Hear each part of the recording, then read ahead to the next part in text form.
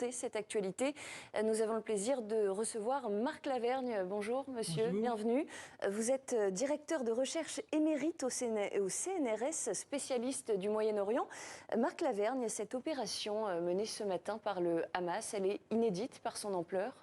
Ah oui, il n'y a pas de doute, et pas seulement par son ampleur, hein, mais par le degré de préparation que ça suppose, l'effort logistique, le ravitaillement en armes, et puis tous ces jeunes qui sont rassemblés et qui sont lancés dans la bataille. Tout ça est inédit, effectivement. Alors le chef du Hamas, on l'apprend à l'instant, vient de s'exprimer. Il dit « Nous sommes sur le point de remporter une grande victoire ». Est-ce que cette victoire, elle vous paraît probable ou c'est simplement le début d'une nouvelle guerre au Proche-Orient? Tout dépend de quoi on parle, hein. Il ne s'agit pas, à mon avis, d'une victoire militaire, mais d'une victoire psychologique, plus que diplomatique aussi.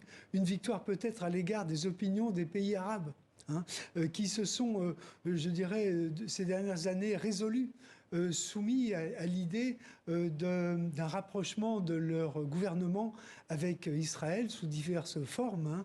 Et donc il y a une sorte de quelque chose qu'on n'a pas bien mesuré, qui est une sorte de soumission des pays arabes et donc une sorte d'humiliation de leurs opinions publiques.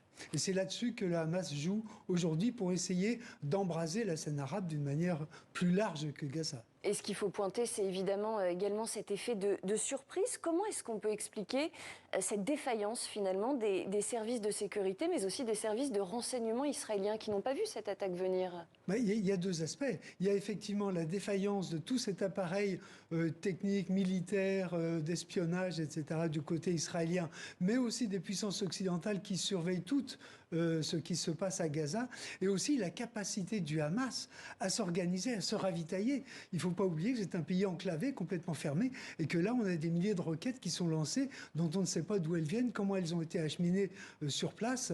Donc une surprise, effectivement, et une capacité étonnante du Hamas à renaître de ses cendres.